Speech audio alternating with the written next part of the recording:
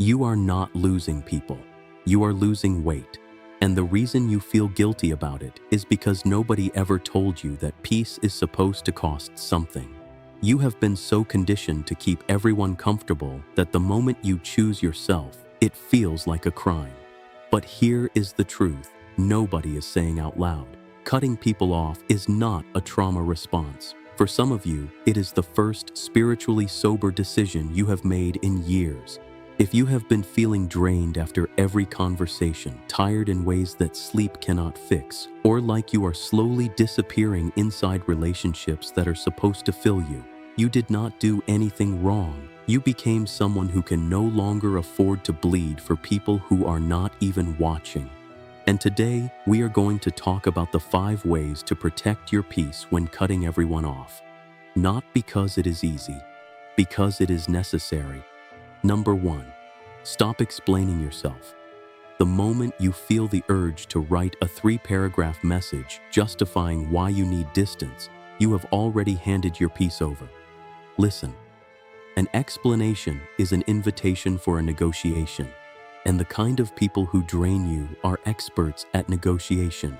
They will take your reasons and turn them into evidence against you. They will quote your own words back at you in the worst possible moment. They will make your clarity sound like cruelty. Here is the truth. You do not owe anyone a courtroom closing argument for choosing your own mental health. When your nervous system finally flips what Dr. Stephen Porges called the dorsal vagal shutdown, when your body says, "I cannot engage with this anymore," that is not rudeness. That is biology protecting you from collapse. The boundary is the message. Silence is complete. Stop explaining. Start exiting. If you keep explaining, you are not protecting your peace. You are auditioning for their forgiveness. Number 2, recognize the difference between guilt and grief. Not everyone who makes you feel guilty deserves to stay. But there is something that happens when you cut someone off that most people misread. That hollow feeling in your chest, that is not regret. That is grief. And grief is appropriate. You are allowed to mourn a version of a relationship that was never actually real. Psychologist Murray Bowen spent decades documenting what he called emotional cutoff, the pattern where people distance themselves not because they stopped caring, but because caring became dangerous. If you grew up reading the emotional temperature of a room before you could read a book, you know this already. You learned that closeness came with consequences, that love and unpredictability arrived together. So your younger self drew a blueprint. The safest place is alone. That blueprint is not broken. It kept you alive. But here is where people confuse themselves. Guilt says you did something wrong. Grief says something that mattered is over. One is a manipulation. One is a messenger. Do not let someone else's noise convince you that your grief is guilt. You can be sad that someone could not be who you needed them to be and still not open the door. If you are not careful, you will mistake the mourning for a sign you made a mistake. You did not. You just loved someone who was never going to meet you there. Number 3, protect your energy like it is a finite resource, because it is. Here is something the loneliness epidemic conversation always leaves out. The CDC has documented that chronic social isolation increases your risk of heart disease by 29%. But being surrounded by the wrong people is physiologically just as damaging.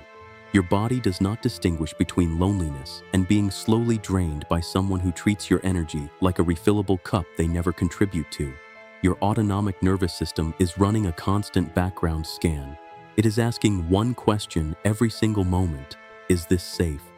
When you have spent years in relationships where people take more than they give, your nervous system stops treating social engagement as safe.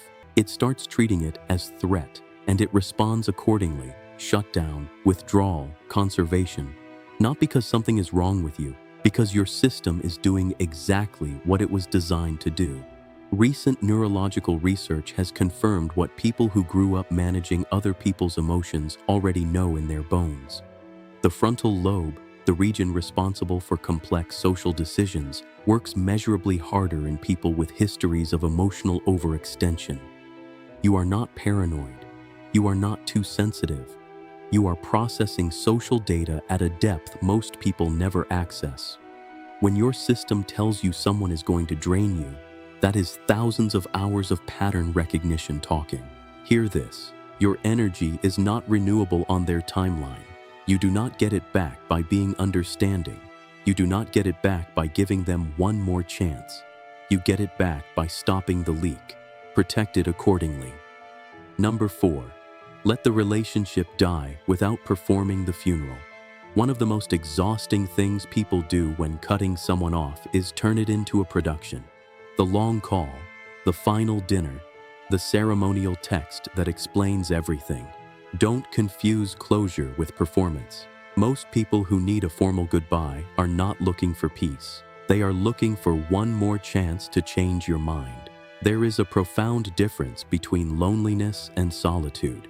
Loneliness is psychological starvation, wanting connection and being unable to reach it. Solitude is intentional. It is choosing the quiet because the quiet is honest, because the quiet does not cost you anything, because the quiet is the only place where you can hear your own thoughts without someone else's crisis drowning them out. The Harvard study of adult development found one consistent truth. It is not the number of relationships that determines well-being. It is the quality and safety of them. A circle of 3 people who actually see you is worth more than a crowd of 40 who use you as emotional infrastructure. You do not need to announce the ending. You do not need their understanding. You do not need them to agree that you were right. Some relationships end not with a conversation, but with a decision. Make the decision. Let it be quiet. You are running toward something, not away, toward a version of yourself that does not exist in chaos. That is not isolation. That is sanctuary. Number 5. This is the one that looks like loyalty, but is slowly ending you. This one is subtle. This one is the most dangerous of all 5. It looks like love. It looks like commitment. It looks from the outside like you are exactly the kind of person everyone says they want in their corner. You are the one who stayed, the one who picked up the phone at 2 in the morning, the one who absorbed the chaos, gave the advice, watched them ignore it, and absorbed the chaos again. You were the anchor, and anchors do not move. But here is the truth that will cost you something to hear. An anchor does not keep a ship safe. An anchor keeps a ship still. There is a difference between being someone's foundation and being someone's floor. The thing they stand on without ever noticing.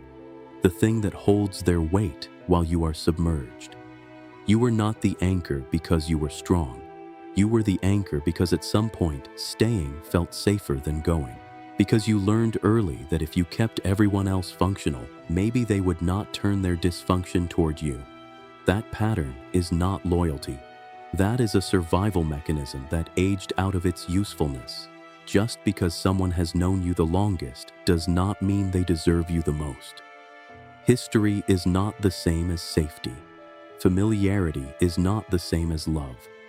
And the fact that cutting them off feels like betrayal is not evidence that staying is right.